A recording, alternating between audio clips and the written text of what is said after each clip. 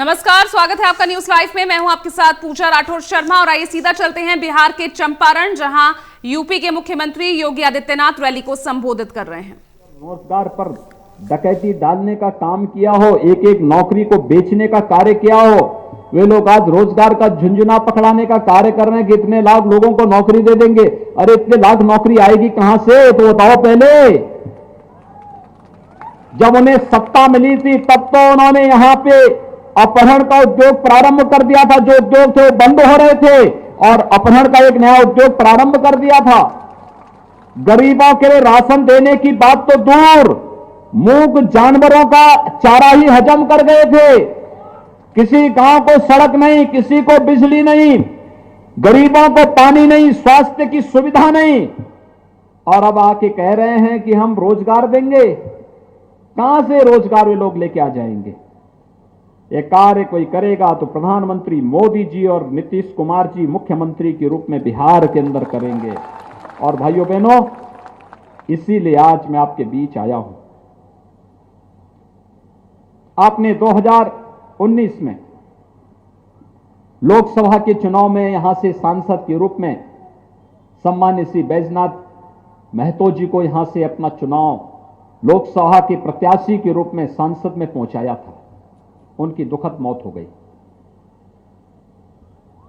लेकिन आज उनकी यशस्वी विरासत को आगे बढ़ाने के लिए जनसेवा के भाव के साथ फिर से वाल्मीकि नगर और आसपास के क्षेत्र को जंगल पार्टी का गढ़ नहीं बनने देंगे। इस संकल्प लेकर के उनके पुत्र सुनील कुमार कुशवाहा और साथ साथ जदयू के विधानसभा के वाल्मीकि नगर के युवा जुझारू प्रत्याशी रिंकू सिंह आपके सामने आए हैं।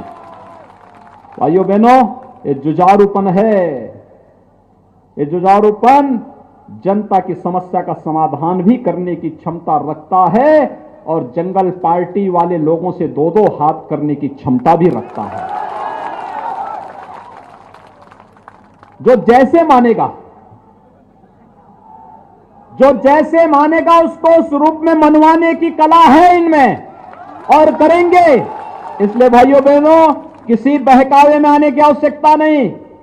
ये दोनों प्रत्याशी, और मैं आपसे अपील करूंगा कि इस जनपद में जितने भी भाजपा, जदयू, बीआईपी या फिर अन्य जो भी हमारे सहयोगी दल हैं, उनके जो भी प्रत्याशी हैं, उन सभी प्रत्याशियों को विजयी बनाने की अपील करने के लिए ही मैं आज विशेष रूप से आया हूं।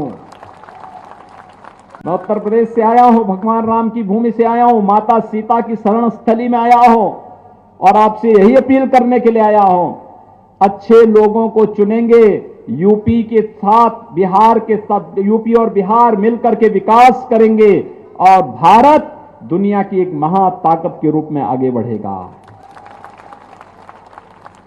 यही तो हमें चाहिए।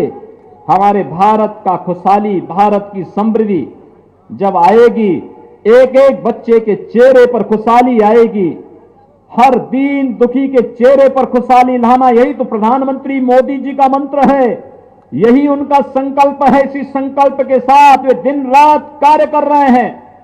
आपने देखा होगा, पहली बार गरीब को शासन की योजनाओं का लाभ मिल रहा है, क्योंकि मोदी जी का संकल्प है।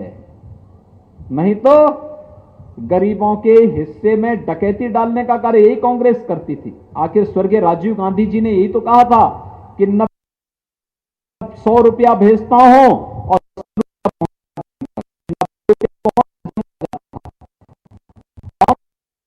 यही करते थे, कोई दूसरा थोड़ा हजम करता था। गरीब तक तो कुछ पहुंचता ही नहीं था। और प्रधानमंत्री मोदी जी के समय परिवर्तन क्या आया? उन्होंने कहा कि कुछ नहीं भाई, ये बीच के दलाल समाप्त, हम गरीब का खाता खोलेंगे और गरीब के खाते में दिल्ली से या पटना से सीधे पैसा डालेंगे, बीच के दलाल कहीं रहेंगे ही नहीं, तो गरीब को योजना का लाभ मिलेगा। और यही आज हो रहा है। भाइयों बहनों, विकास की सोच होनी चाहिए, और विकास की सोच के साथ आज प्रधानमंत्री मोदी जी के नेतृत्व में देश एक भारत श्रेष्ठ भारत बनने की ओर अग्रसर है। आज आपने देखा होगा, कल कश्मीर में एक बहुत बड़े आतंकवादी को मारा गया। बहुत बड़े आतंकवादी को, और भारत की सुरक्षा पे सेंध लगाने के लिए आया था। हमारे जवानों पर छुप करके हमला करता था। भारत के बहादुर जवानों ने उसका काम तमाम कर दिया। आज भारत की तरफ कोई टेढ़ी नजरों से नहीं देख सकता, क्योंकि भारत का नेतृत्व मजबूत हाथों में है। और जब यशस्वी और मजबूत हाथों में देश का नेतृत्व होता है तो देश की आन मान और शान पर कोई टेढ़ी नजरों से देखने का दुस्साहस नहीं कर सकता है। और नहीं तो कांग्रेस के नेतृत्व में यूपीए सरकार थी, राजद भी उसमें सहयोगी था। मुंबई में बम ब्लास्ट हुआ था, सैकड़ों लोग मर गए थे। पूरा देश कह रहा था कि पाकिस्तान ने यह किया है। और जब देश की आवाज में मिलाने के लिए, आवाज मिलाने के लिए कांग्रेस के उस समय के नेतृत्व से कहा गया तो कहते थे कि पाकिस्तान के पास एटम बम है। एटम बम से डर रहे थे। और आपने देखा होगा पुलवामा में, परसों टेलीविजन में आपने देखा होगा पाकिस्तान की संसद का दृश्य कि पुलवामा के समय जब आतंकी हमला सीआरपीएफ के जवानों पे हुआ था, बिहार के भी कुछ जवान शहीद हुए थे। और तब भारत के बहादुर जवानों ने पाकिस्तान के अंदर घुस करके आतंकी कैंपों को नष्ट किया था। और उस समय भारत का एक विंग कमांडर पाकिस्तान के अंदर हमला करते हुए जब उनका एयरक्राफ्ट नीचे गिरा तो पाकिस्तान के अंदर उनको बंधक बनाया गया। आपने देखा होगा विंग कमांडर अभिनंदन को पाकिस्तान को 24 घंटे के अंदर उन्हें सकुशल भारत को सुपुर्द करना पड़ा था। और पाकिस्तान की संसद का दृश्य भी आपने देखा होगा जब पाकिस्तान के अंदर कहा जा रहा था कि जब विंग कमांडर को वापस करने की बात आई, भारत ने वार्निंग दे दी थी कि अगर इस समय सीमा के अंदर हमारा विंग कमांडर वापस नहीं आया तो फिर पाकिस्तान उसके परिणाम भुगतने को तैयार रहे। तो आपने देखा होगा कि पाकिस्तान की संसद में ये बातें आ रही हैं कि वहां के प्रधानमंत्री को पसीना आ रहा था, वहां के आर्मी के चीफ को भी पसीना आ रहा था, उसके पैर कांप रहे थे कि कहीं भारत अभी हमला न कर दे।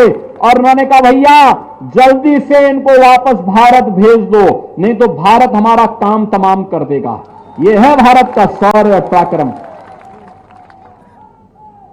आज कोई भारत की तरफ टेढ़ी नजरों से देख नहीं सकता, और देखेगा उसकी आंखें भारत के बहादुर जवान निकाल करके तस्तरी में परोस करके भारत की जनता के सामने प्रस्तुत कर देते हैं। यह है हमारा भारत। और नहीं तो इन्होंने भारत को, कांग्रेस ने, राजद ने तो भारत को भी मजबूर भारत कर दिया था। आज मोदी जी उसको मजबूत भारत बना दिए हैं। यहां गरीबों की भी सुनवाई होगी, उत्तर से लेकर दक्षिण तक, पूरब से पश्चिम तक। भारत के किसी नागरिक के साथ कोई भेदभाव नहीं, सुरक्षा सबको, सम्मान सबको, योजनाओं का लाभ सबको। लेकिन भारत की सुरक्षा के साथ, भारत की आन मान और शान के साथ अगर किसी ने खिलवाड़ करने का दुस्साहस किया तो उसका मुंहतोड़ जवाब देने का कार्य भी कोई करेगा तो भारत करेगा, भारत करेगा। अरे मोदी जी के नेतृत्व में आज भारत उन नई ऊंचाइयों को छूता हुआ दिखाई दे रहा है। इसलिए भाइयों बहनों, हमें एक मजबूत भारत के लिए एक समृद्ध बिहार चाहिए, एक सुरक्षित बिहार चाहिए। और उस समृद्ध बिहार और सुरक्षित बिहार को तभी हम बना पाएंगे जब बिहार के अंदर भी एनडीए की सरकार नीतीश कुमार जी के नेतृत्व में एक बार फिर से बने। और इसके लिए सुनील कुमार जी संसद में जाकर के मोदी जी को ताकत देंगे और धीरेन्द्र प्रताप सिंह यानी रिंकू सिंह बिहार विधानसभा में जाकर के एनडीए की सरकार को मजबूती देंगे। इन दोनों को विजयी बना करके वाल्मीकि नगर को फिर से हमें राम राज्य की उस अवधारणा को चरितार्थ करने के लिए आगे बढ़ाना होगा। जहां की धरती पर लव और कुश ने जन्म लेकर के भगवान राम के सपनों का राम राज्य बनाया था। और भाइयों बहनों, यही अपील करने के लिए आज मैं आपके बीच आया हूं। आप सबसे अपील, जदयू, भाजपा और सहयोगी दलों के हमारे जो भी प्रत्याशी इस जनपद में लड़ रहे हैं, उन सबको चुनाव चिन्ह पर, उनके चुनाव चिन्ह पर वोट दें। यहां पर दोनों का चुनाव चिन्ह तीर है। तीर,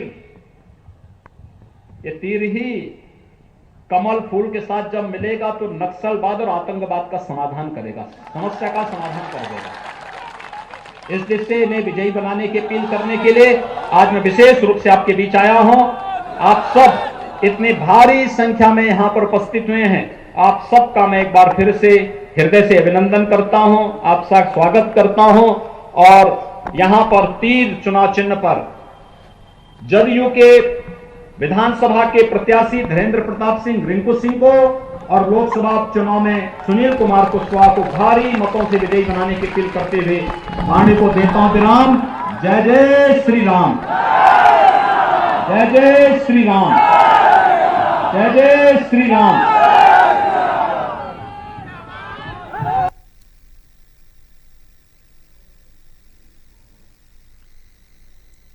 तो चंपारण में, यहाँ बिहार में रैली को संबोधित करते हुए यूपी के मुख्यमंत्री योगी आदित्यनाथ और यहाँ पर उन तमाम मुद्दों का जिक्र करते हुए और उन तमाम मुद्दों को उठाते हुए जनता के बीच संबोधन कर रहे थे, जिसमें प्रदेश को जंगल पार्टी का गढ़ नहीं बनने देना है, गरीबों को योजनाओं का लाभ मिलना चाहिए, देश एक भारत श्रेष्ठ भारत की ओर अग्रसर है।